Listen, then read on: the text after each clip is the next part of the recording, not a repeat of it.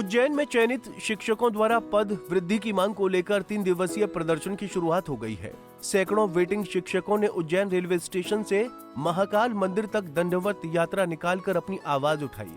ये शिक्षक प्रदेश भर के वर्ग 1 की चयन और पात्रता परीक्षा पास करने के बाद भी प्रतीक्षा सूची में शामिल हैं, जिससे वो सरकार से पद वृद्धि की मांग कर रहे हैं। अभ्यर्थियों का कहना है कि प्रदेश में 58,000 पद खाली हैं, जिनमें से वो 20,000 पदों पर पद वृद्धि की मांग कर रहे हैं। प्रदर्शनकारियों ने स्पष्ट किया कि वो पिछले 1.5 साल से लगातार प्रयास कर रहे हैं, लेकिन अब तक उनकी मांगों को लेकर सरकार ने कोई ठोस कदम नहीं उठाया। जो भी चयनित शिक्षक यहाँ पर हैं, वेटिंग चयनित शिक्षक, वो सब अपनी ये मांग रखना चाहते हैं। एक्चुअली पहले पूरे इतिहास देखा जाए मध्य प्रदेश का, तो इससे पहले कभी भी 2 परीक्षाएं नहीं हुई। अब हम लोगों ने पात्रता भी दी है और चयनित भी दी है। चयनित का अर्थ होता है कि हम चयन हो चुका है हमारा, तो उसके बावजूद हम सबको, जिनके बहुत अच्छे नंबर हैं, 100 में से 80-85 नंबर हैं, सारे के सारे ऐसे टीचर हैं यहाँ पे जो बहुत अच्छे नंबर लेकर पास हुए हैं। तो ऐसे शिक्षकों को अवसर देना चाहिए, क्योंकि अभी तक जितनी भी भर्तियां हुई हैं सब में सेकंड काउंसलिंग के बाद पदवृद्धि होती है, उसके सेकंड काउंसलिंग पदवृद्धि के साथ होती है। परंतु अगर इसी बार देखा जाए तो हमने 2 परीक्षाएं दी हैं, उसके बावजूद हमारा जो हमारे परीक्षा मतलब हमारा बंद कर दिया गया, कहा गया है कि इसके बाद कोई भी काउंसलिंग नहीं की जाएगी। तो हमारा यही अनुरोध है कि अगर शिक्षा व्यवस्था को देखा जाए तो एमपी 20वें स्थान पर आ गई है और जो कि बिहार से भी पीछा है। तो हम चाहते हैं कि पुराना रिजल्ट भी बिगड़ा, ये भी बिगड़ा, तिमाही का रिजल्ट भी एमपी 10वीं 12वीं का बिगड़ा।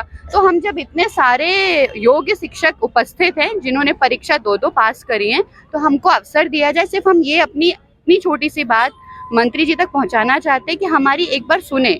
हम लोग यहाँ पर बहुत योग्य शिक्षक हैं, कोई भी ऐसा नहीं है जो ऐसे ही उठकर आ गया हो अपनी बात रख रहा। हमें शिक्षा की चिंता है। आप लोगों की क्या समस्या है? सर, हमारी 2023 चयन परीक्षा हुई थी और उसमें वर्ग 1 में पदवृद्धि की मांग है हमारी। 20,000 पदवृद्धि चाहिए हमको 16 विषयों में। सरकार हमारी बात सुन नहीं रही है। हम 1.5 साल से जो है वो सतत प्रयास कर रहे हैं और बार बार हमने राजधानी भोपाल में आंदोलन किए हैं और अब यहाँ उज्जैन आए हैं, महाकाल की शरण में आए हैं। शायद यहाँ से हमारी बात जो है वो स्वीकार कर ली जाए और पदवृद्धि मिल जाए, इस आशा से। दंडवत भी यहाँ पर? हाँ, दंडवत भी हमने किया है अभी और आगे भी हमारी जो है कुछ गतिविधियां हैं। जल सत्याग्रह जो है वो हम करने वाले हैं शिप्रा में, और अब बस महाकाल से गुहार लगाई है, भगवान हमारी सुन ले और हमारी पदवृद्धि करवा दे। स्टेशन परिसर में पुलिस ने आप पे दबाव भी डाला है, किस तरह का दबाव आया था कि आप प्रदर्शन न करें? किसी प्रकार की कोई चीज सामने आई है? नहीं, दबाव तो खैर नहीं है, उनका भी सहयोग रहा है, पर ये कहा है उन्होंने कि आप यहाँ पे किसी भी प्रकार की कोई गतिविधि नहीं कर सकते, क्योंकि हमें स्टेशन परिसर की परमिशन नहीं है। परमिशन तो हमने ली है 3 दिन की। अनिश्चितकालीन हड़ताल, हमारा जो प्रदर्शन है, आंदोलन, वो अनिश्चितकालीन है। लेकिन हाँ, यहाँ की मतलब इस एरिया की आप कह सकते हो कि इस कैंपस की परमिशन हमको नहीं है। दंडवत यात्रा के बाद ये शिक्षक कल रामघाट पर जल सत्याग्रह करेंगे, जिसमें वो शिप्रा नदी के किनारे बैठकर अपनी मांगों के समर्थन में सत्याग्रह करेंगे। इसके बाद वो टावर चौक पर भी प्रदर्शन करेंगे। गौरतलब है कि इन शिक्षकों ने पहले दिल्ली और भोपाल में भी आंदोलन किया था, लेकिन इसके बाद भी उनकी मांगों पर कोई कदम नहीं उठाया गया।